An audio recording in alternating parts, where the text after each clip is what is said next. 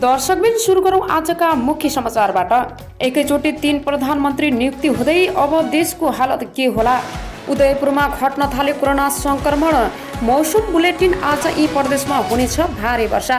कालीकोटमा corona परीक्षणको दायरा बढाइने। Traffic प्रहरीलाई स्वास्थ्य सामग्री सहयोग। नेपाल छनौट खेलमा नेपाल अस्ट्रेलियासँग 3ले पराजित। राष्ट्रिय कार्यसूचीमा साझा धारणा बनाउन सभामुखको आग्रह। श्रीमती हत्या गरेर मर्स्याङ्दी नदीमा फाल्ने एक पुरुष पक्राउ। कञ्चनपुरका एक वडा सदस्य काठसहित पक्राउ। राउटी युवतीसँग मुख्यमन्त्री शाहीको भलाकुसारी प्रिफिया हाउस बनाइदिने घोषणा। गुल्मीमा नदीजन्य पदार्थको मन परी होइन, स्थानीय सरकार मौन। राम्रा कार्यक्रमलाई निरन्तरता दिँदै नयाँ कार्यक्रम ल्याउँछु, सञ्चार मन्त्री थापा। मेची अञ्चल अस्पतालको मेडिकल सुपरिन्टेन्डेन्टमा डाक्टर टङ्क बाराकोटीको नियुक्ति। रहेनन् स्याउका पिता बुद्धिसन शेरचनले, जसले मुस्ताङको स्याउलाई विश्वभर चिनाएर गए। बागमती प्रदेश सरकारको नीति कार्यक्रममाथि छलफल प्रारम्भ। अब सुन्नुहोस् पुरा समाचार। प्रधानमन्त्री केपी शर्मा ओली सहित आज 3 प्रधानमन्त्री नियुक्ति गर्ने भएका छन्। प्रधानमन्त्री निकट स्रोतका अनुसार ओलीले विष्णु पौडेललाई अर्थसहित उप प्रधानमन्त्री, राजेन्द्र महतोलाई शहरी विकास मन्त्री तथा उप प्रधानमन्त्री र रघुवीर महासेठलाई परराष्ट्र सहित उप प्रधानमन्त्री बनाउन लागेका हुन्। अहिले एमाले सहित महासचिव ईश्वर पोखरेल उप प्रधानमन्त्री छन्। आजै ओलीले जनता समाजवादी पार्टीबाट 10 जना मन्त्रीलाई पनि नियुक्त गरी शपथ खुवाउँदैछन्। यसैगरी आउनुसम्म अर्को स्तरफ लागौं। अदालतको आदेशबाट ओलीलाई कहाँ अप्ठ्यारो पर्छ। सुदूरपश्चिम प्रदेशका 27 सांसदमाथि कारबाही प्रक्रिया सुरु गरिएकै दिन नेकपा एमालेका अध्यक्ष केपी शर्मा ओलीले नेतृत्व गरिरहेको महाधिवेशन आयोजक कमिटीलाई पार्टी केन्द्रीय कमिटी सरह मान्यता दिन सर्वोच्च अदालतले अस्वीकार गरेको छ। यो निर्णयसँगै वरिष्ठ नेता झलनाथ खनाल र माधव कुमार नेपाल बिनाको 10औं महाधिवेशन आयोजक कमिटीको कानुनी हैसियतमाथि प्रश्न उठेको छ। अदालतको प्रष्ट आदेश छ, यो कमिटीले एमाले नेताहरूलाई अनुशासनको कारबाही गर्न सक्दैनन्। पार्टी निर्देशन विपरीत कर्णालीका मुख्यमन्त्री महेन्द्र बहादुर साईलाई विश्वासको मत दिने 4 संसदको पद पुनर्बहाली गर्दै अदालतले 10औं राष्ट्रिय महाधिवेशन आयोजक कमिटी एमालेका नेताहरूलाई कारबाही नसक्ने आदेश दिएको छ। अध्यक्ष ओलीले गएको 28 फागुनमा बालुवाटार बैठकमा एमालेको 9औं महाधिवेशनबाट निर्वाचित नेतृत्व विघटन र पार्टी विधान संशोधन गरी 10औं राष्ट्रिय महाधिवेशन आयोजक कमिटी बनाएका थिए। माधव नेपाल समूहका नेताहरूको भने अहिलेसम्म अस्तित्व अस्वीकार गरेका छैनन्। माधव समूह बिनाको 10औं राष्ट्रिय महाधिवेशन आयोजक कमिटीबाटै कर्णाली प्रदेशमा फ्लोर क्रस गर्ने 4 सांसदलाई पदमुक्त गर्ने निर्णय गरेको थियो। तर नेता समूहले भने 2 जेठ 2074 अगाडिको एमाले पार्टी संरचना, विधान र नेतृत्व कायम गरिनुपर्ने अडानसहित समानान्तर गतिविधि गरिरहेको थियो। यसै क्रममा कर्णाली र सुदूरपश्चिम प्रदेशमा मात्रै नभएर राष्ट्रिय सभा उपनिर्वाचन र प्रतिनिधि सभाको मतदान समेत ओलीको निर्देशन पालना गरेन। राष्ट्रिय सभा उपनिर्वाचनमा बागमती प्रदेशमा त नेता नेपालकै उम्मेद्वार डाक्टर खेमलाल देवकोटासँग ओलीको उम्मेद्वार रामबहादुर थापा बादल पराजित भएका थिए। लुम्बिनीमा एमालेकी चन्द्रबहादुर खड्काले नेता नेपाल समूहका प्रदेश सांसदको मत पाएनन्। बुधबार मात्रै सुदूरपश्चिम प्रदेशमा माओवादी केन्द्रका नेता त्रिलोचन भट्टको पद नेता नेपाल समूहका 17 सांसदले जोगाइदिएका छन्। 10 जेठको बालुवाटार बैठकको भट्टलाई दिएको समर्थन फिर्ता लिने निर्णय गरेको थियो, तर यो निर्णय नेपाल समूहले मानेनन्। बरु ओली तर्फका 7 सांसदलाई कारबाहीको निर्णय गरेको थियो।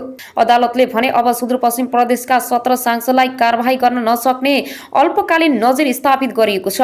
कर्णाली प्रदेशमा फ्लोर क्रस गर्ने नेता नेपाल समूहका सांसदहरूलाई पुनर्बहाली गराउँदै अदालतले भनेको छ, नेकपा एमालेको केन्द्रीय समितिको निर्णय हवाल दिएर निवेदकहरूसँग स्पष्टीकरण माग नगरेको र निवेदकहरूलाई कर्णाली प्रदेश सभा सदस्य र कर्णाली प्रदेश संसदीय दलको सदस्य पद समेतबाट निष्कासन गर्दा नेकपा एमालेको केन्द्रीय समितिबाट निर्णय भएको नदेखिए प्राकृतिक न्यायको सिद्धान्त र राजनीतिक दल सम्बन्धी ऐन 2073 को दफा 32(2)(3 को भावनाको प्रतिकूल देखिएको छ। एमालेका नेता भने यो आदेशले एमालेलाई एक बनाउन सहयोग पुगेको बताउँछन्। अदालतको फैसलाले एमालेको सबै संरचनाहरूलाई जेठ 2 गतेको अगाडि पूर्ववत अवस्थामा फर्काउने महत्त्वपूर्ण आधारहरू तयार भएको छ। गोकर्ण विष्ट भन्छन्, उनी फैसलामै जगमा उभिएर एकतालाई सार्थक बनाउनु पर्ने बताउँछन्।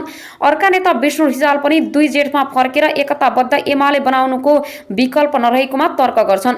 2 जेठ नै एकताको आधार हो भन्नेमा सबै नेताहरूले स्वीकार्नु भएको छ। अध्यक्षको वक्तव्य नै सार्वजनिक गर्नु भएको छ। अब बिना छलछाम एकातिर लाग्ने अवसर पनि हो। विदेश विभाग उपप्रमुख रिजाल भन्छन्, पूर्व माओवादी नेताहरूलाई समेट्ने र र माधव नेपालसम्मलाई भूमि कारबाहीविहीन बनाउँदै ओलीले बनाएको 10औं महाधिवेशन आयोजक कमिटीलाई अवैध मानेको अदालतले 23 फागुनमा नेपाल कम्युनिस्ट पार्टी नेकपाको एकता प्रक्रिया नै भङ्ग गरेको थियो। नेकपाको एकता भङ्ग गर्दै एमाले र माओवादी केन्द्र बिउताए पनि ओली 4 पुसपछि बनेको पार्टी संरचनालाई वैधानिक बनाउने प्रयास गरेका थिए। त्यसैका लागि नव महाधिवेशनबाट निर्वाचित पदाधिकारी खारेज गर्ने र माधव नेपालसम्मका नेताहरूलाई चरणबद्ध कारबाही गरिरहेका थिए। गएको 10 जेठमा मात्रै छलनाथ खनाल, माधव नेपाल, भीम रावल सहित 11 जनालाई पार्टीबाट निष्कासन गरेका थिए भने थप 12 जनालाई स्पष्टीकरण सोधेका थिए। तर अदालतको फैसलापछि माधव नेपालमाथि गरिएको कारबाही समेत अवैध बनेको छ। हुन त माधव नेपालहरूलाई गरेको कारबाही सम्बन्धी रिट पनि सर्वोच्च अदालतमै विचाराधीन छ। त्यसअघि नै अदालतको फैसलाले ओलीले नेतृत्व गर्दै आएको र निर्णय लिँदै आएको कमिटीलाई अवैध भएको निष्कर्ष सुनाएको छ।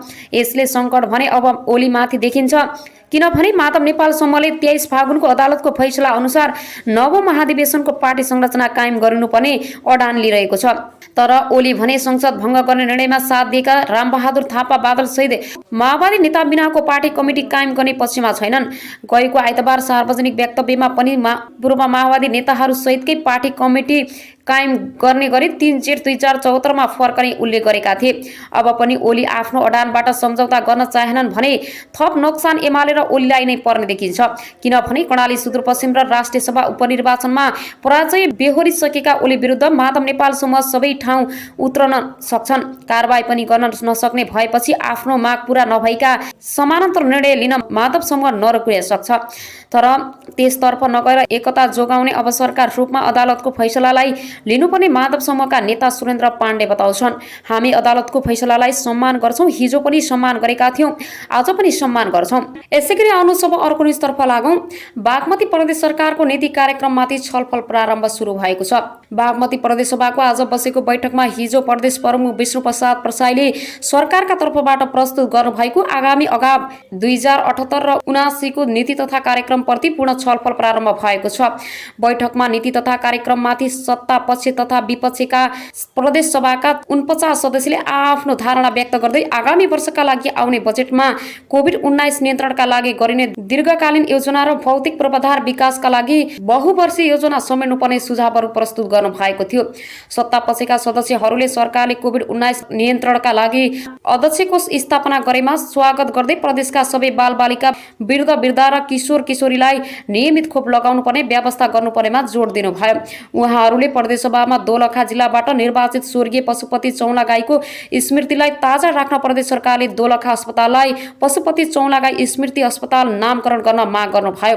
नीति तथा कार्यक्रम अघिल्लो आर्थिक वर्षको निरन्तरता भएको भए पनि अहिले कोभिड-19 नियन्त्रणका लागि प्रदेशका 13 वटै जिल्ला अस्पताललाई गुणस्तरीय उपचार सेवा प्रदान गर्न र नियमित व्यवस्थापन गरी आउने बिरामीलाई फर्काउन नहुने गरी सरकारले अनुगमन टोली परिचालन गर्न आग्रह गर्नुभयो।